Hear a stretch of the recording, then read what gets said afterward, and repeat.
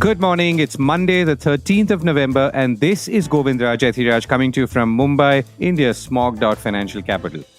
Our top stories and themes for the day: the stock markets kick off the new year on a strong note. Personal tax collections in India are up almost 30%. Moody's cuts America's ratings, dysfunctional government, says media. Multinationals are setting up shop in India, but as many are closing down too. Cybersecurity attacks are rising across the world. Australia's ports come in under attack. The markets and key commodities like oil are holding steady over the weekend to strong going into next week, which will see some holidays.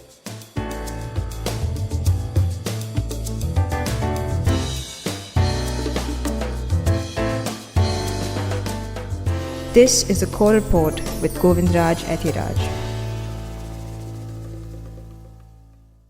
The stock market started Samvat 2080 or the new year on a strong note. The BSE Sensex jumped 354 points in a special trading session on Sunday to 65,259, while the Nifty 50 rose 100 points to 19,525.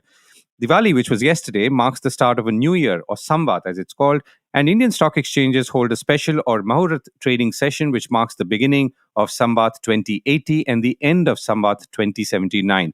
So this tradition of trading is more than half a century old and incidentally pays homage to Lakshmi, the goddess of wealth. Speaking of wealth, happiness and prosperity go together on Diwali, and I wish you all a happy and prosperous Diwali. After all, we are a business show and business is about wealth creation.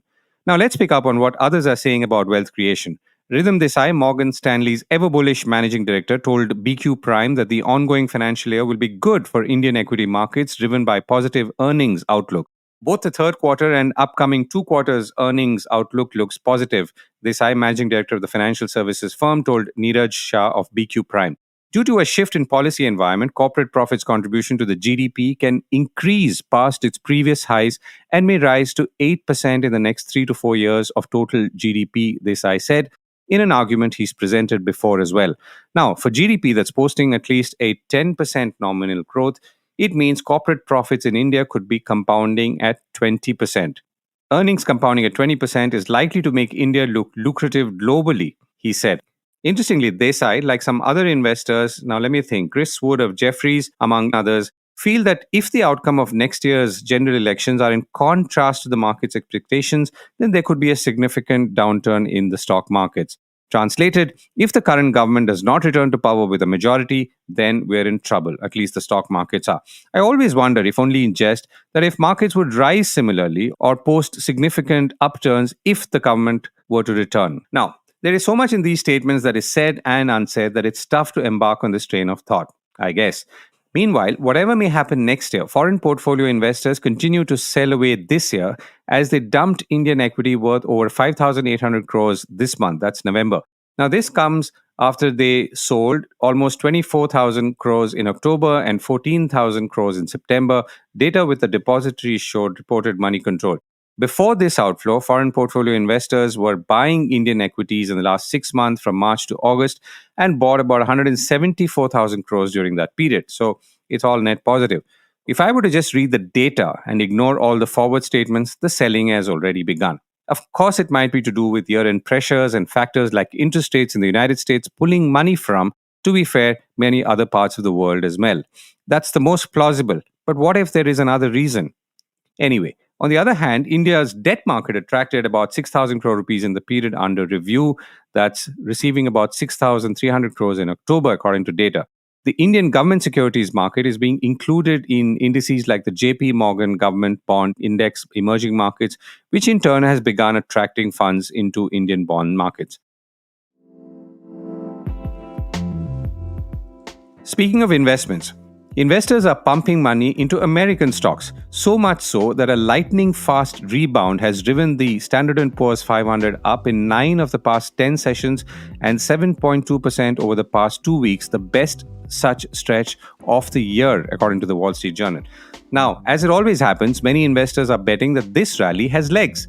Some have piled into funds tracking US stocks, while others have abandoned trades that would profit in times of market turmoil. Moreover, many have slashed bearish wagers against the S&P 500 and the tech-heavy Nasdaq 100, fearful of getting caught flat-footed if these big gains were to continue.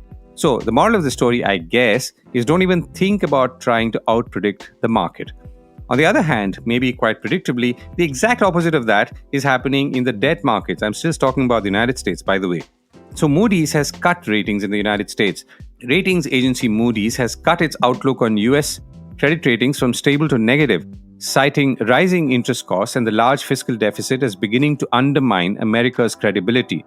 Political polarization, the ratings agency said, raises the risk that successive governments will not be able to reach consensus on a fiscal plan to slow the decline in debt affordability. The Washington Post's headline read, Moody's lowers US credit outlook citing political dysfunction. Can you imagine that? And in August, Fitch Ratings had downgraded the US government's credit rating already, citing the flirtation with a historically unprecedented default earlier this year, as well as the growing debt burden, said the Wall Street Journal.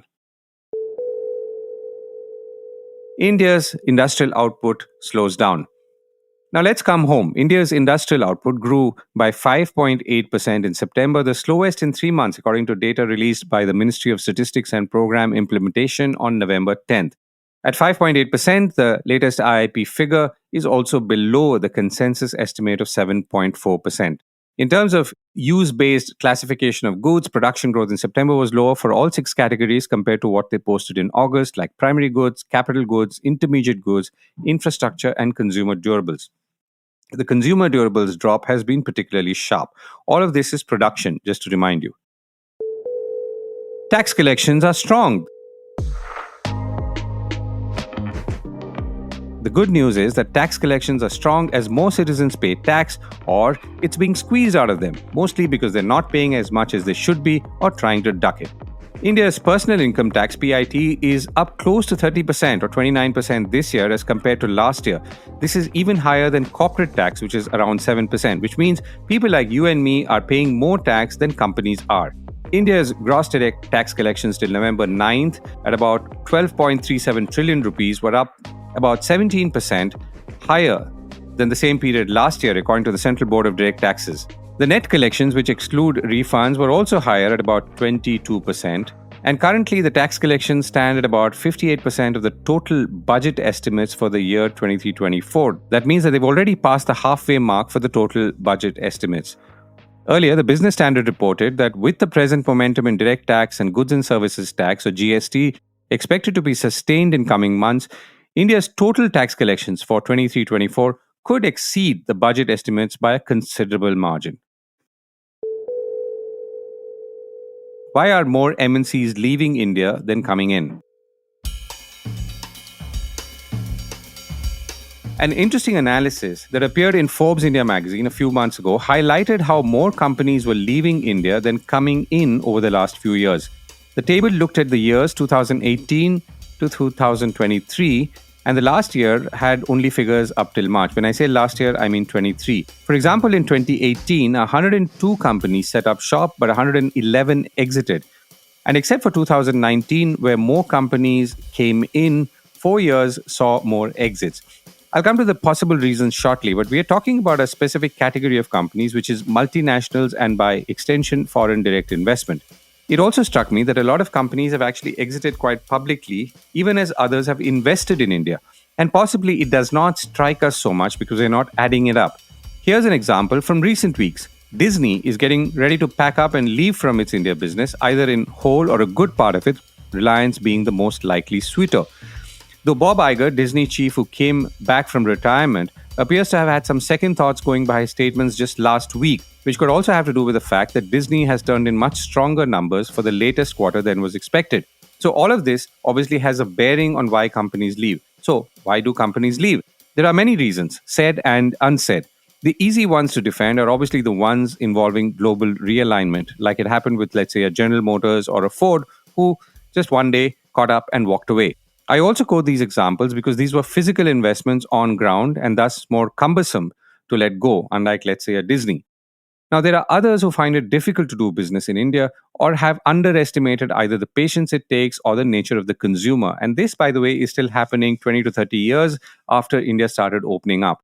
I caught up with Ajay Nanavati, who ran 3M, the Post-its and Scotch Brite brand, which we all know, for several years in India and spent over 26 years in the company. I began by asking Nanavati, who was also chairman of Syndicate Bank until about 3 years ago, why companies leave India. So, Govind, as I see it, I think the crux of the issue really is that it is a little bit of a disillusionment with the expectations that were created. Clearly, again, if I look back at my own journey at 3M when we started the company, I remember my boss telling me at that time, all you need to do is sell $1 worth of stuff and you'd be $1 billion company. So I think it's a little bit of a misplaced expectations and a disillusion with the reality. As I've often said, a key winning strategy for winning in India is patience.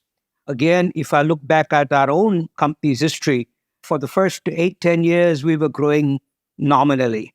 It was only when we hit that inflection point that we really took off. And I believe that in the current era, companies don't tend to have that stay with it, if I may call it that. So I think that's probably the cause is largely misplaced expectations and as a result, disillusionment. If you were to look at some of the specific examples, now the ones that come to my mind, for example, let's say are companies like Ford or General Motors. Now, in those cases, it's clear that they pulled back not just from India, from other countries as well, and they wanted to focus on home market. And there was also some other sort of strategic, almost geopolitical shifts happening in the last few years, maybe lower focus on China and so on. When you think of the specific examples, are these also playing a role or is it more domestic? No, I think it is also a factor. I mean, for example, Citibank just pulled out of India as well. And I think many of these companies have decided, like the old famous GE Jack Welch mantra, that if I'm not number two or number three in my market, there's no point being there. So I think it's a combination of, I come back to that point, that A, there was a perception, and I know this from my own 3M background, that the perception, and in some ways the reality, was that India is a highly competitive market. Consumers are very price conscious, margins are low. So all these kind of factors played into it. But also, I think many corporates sort of strategically, I mean, if you look at the US, you're starting to see a lot of companies coming back to the US who had set up international operations and are starting to say that, listen, let's stick to the knitting, let's stick to markets we know, let's stick to economies that will give us the kind of margins that we want. Those, in my mind, some of the factors that played into this. So this is from, let's say, the pull side, but what's the push? I mean, why do companies, again, when you visualize the specific examples or some of the ones that you know, why do they fold in India? Again, as I said, I think it's largely due to the feeling that when they entered the market, they came in with a set of expectations. And in many cases, those expectations didn't pan out within the timelines that they had in mind. And to me, that was the primary factor that A, they felt that this was a hyper competitive market, margins were getting squeezed, timelines, horizons to start seeing any light at the end of the tunnel were long, and they had other priorities. Said, let's go to markets where we can win sooner and retain our competitive advantage. And that's an interesting point because you feel that, I remember, for example, Kellogg's, and when they came to India, there was a big question mark about their product, which is cornflakes. And people said that, India will never change or adapt to a Kellogg's. And they said, give us 10 years. And obviously, things have worked out better for Kellogg's than most people predicted. But do you feel that today, when I say today, I mean, let's say in the last decade or two, that multinationals in general don't have that kind of patience? Well, I think FDI, for example, is a finite pool. There is not unlimited resources. So when resources are constrained, you deploy them to where you can get the biggest bang for the buck in the shortest time horizon. So, I mean, in some ways, I don't blame them. As I said, again, looking back at my own company's history, fortunately, 3M historically has had a long runway and horizon. So they came in eyes wide open because we had been in many emerging markets and we understood that those markets take time to adapt. I think that was the key dynamic at play. Right. And I'm going to come to the talent and culture point that you raised. But the other question is, is also the composition changing? For example, let's say again in recent years, so a Walmart investment in Flipkart is FDI and it's huge.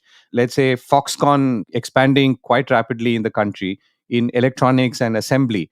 So is that composition also changing? And is it like maybe that's really the reason?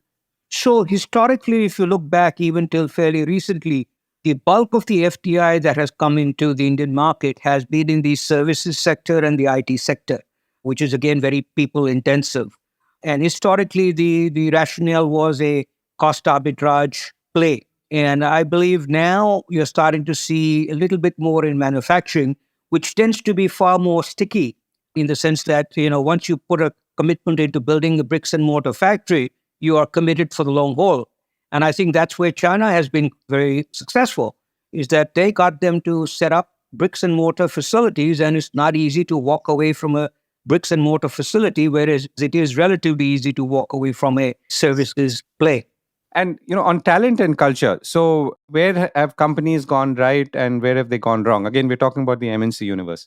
A lot of my examples are based on my own 30 years with 3M, and having started as the first employee of 3M in India, I use that as the sort of the data point. We really built a great team. We were able to attract a lot of talent, but we also invested significantly in our talent.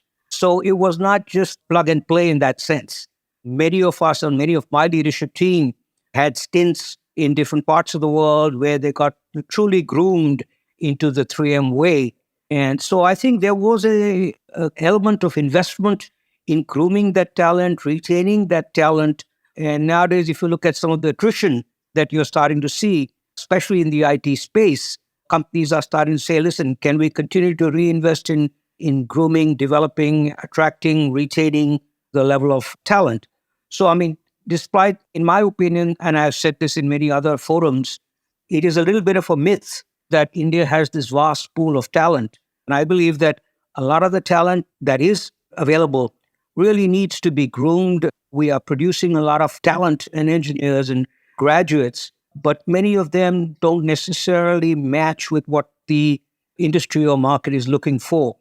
So this oft-repeated refrain that there is this vast pool of talent is, in my mind, slightly misplaced.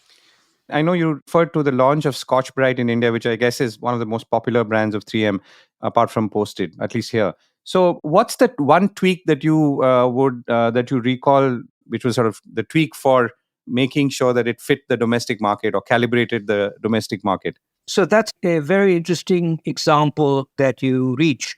But I do want to make a caveat that the Scotch Brites we are at heart a B2B company. And these happen to be the consumer-facing products, and therefore people often associate 3M with them. I want to make that proviso. But that's a great example of a situation where I recall very well, we had two major things that we had to do. If I look back at that, when we launched that product line, A was to adapt the size of the pad to meet a particular price point. So, for example, in the US, we would have larger pads, whereas here we had to adapt the size of the pad to meet a market price point. That was one tweak that we had to do. The second major tweak had to do was we had to really modify the value proposition. And not only did we modify the value proposition for the Indian market, but we actually modified it by state. So, for example, what appealed to a housewife in Bengal was not the same theme that appealed to a housewife in Gujarat or in Tamil Nadu. So we actually tweaked, it was not a one-size-fits-all. We adapted all our media campaigns, and this was not just voiceovers. This was actually different value propositions that were pitched depending on the audience that we were targeting. And this is where the heterogeneity of the Indian market versus the homogeneity of, say, the Chinese market is itself another challenge. Right. And that's a very interesting takeaway, which also obviously gives me the incentive to come back to you for a longer discussion on this theme of adapting to Indian markets. Ajay Nanavati, thank you so much for joining me. Yeah, welcome, my friend. Cyber attacks are rising. Australia's biggest ports have been paralyzed by a cyber attack since Friday. And the reason we are talking about it, among others, is that India imports about $17 billion worth of goods from Australia, of which 96% is coal, which obviously comes through many of these ports. The interruptions are expected to continue for several more days, and it's a mass closure that threatens to disrupt supply chains across the country and globally, according to Bloomberg. Ports company DP World, which is originally Dubai Ports, which also manages several ports in India, including outside Mumbai, said Sunday that it's made significant progress in re-establishing freight operations after that hack forced it to restrict access to 4 of the nation's largest ports.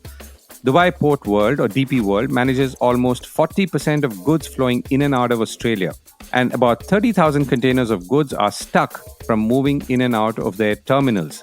Ships can still load or unload containers, but trucks cannot get into terminals to pick up or drop off their consignments because the systems are offline, Bloomberg reported. Now, DP World is one of the world's largest port operators, and we've talked about them in earlier editions of the Core Report. And it's also the latest victim in a string of devastating, high-profile cyber attacks globally this year, said Bloomberg. Last week, the Industrial and Commercial Bank of China, the world's biggest lender by assets, was also struck by a ransomware attack that blocked treasury market trades from clearing and forced brokers to reroute transactions. Now, this isn't the first time hackers have targeted major ports. In July, Japan's biggest maritime port was hit, and a month earlier, several Dutch ports, including Amsterdam and Groningen, faced distributed denial of service attacks known as DDoS. And 2 years ago, South Africa's port and rail company was also struck by a ransomware attack that forced it to declare force majeure at container terminals and switch to manual processing. The reason all of this is particularly important is that, which, as all of you know, this is a globally interlinked world. It still is, and supply chains can break down and cause significant havoc down the line, if not delays, including in countries like India when something like this happens elsewhere.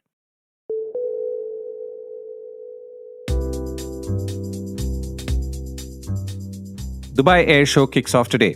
And before I go, all aviation industry watchers are heading to Dubai for the Dubai Air Show, and most likely have already landed there as of today, and the rest, like me, are trying to follow it from a distance. Reports, including in Bloomberg, suggest that Emirates, already the world's largest international airline, is set to kick off the first day of the event, being today, with a major aircraft order to renew its wide-body fleet with maybe 100 aircraft.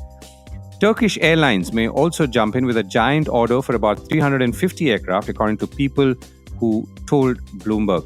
The Dubai show could come close to a record from a decade ago, which saw some $100 billion of commitments on a single day.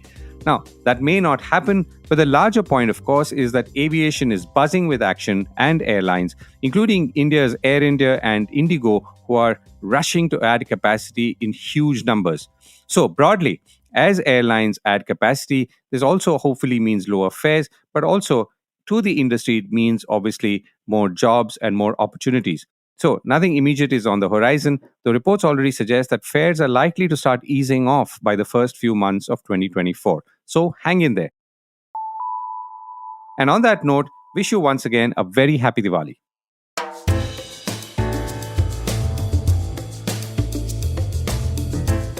This was the Core Report with me, Govindraj Ethiraj.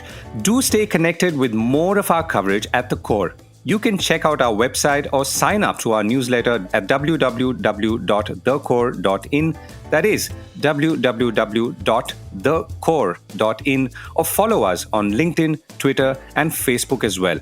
Now, we would love your feedback on how we can make business more interesting and relevant to you, including our reporting on India's vibrant manufacturing sector. Write to us at feedback@thecore.in. Thank you for listening.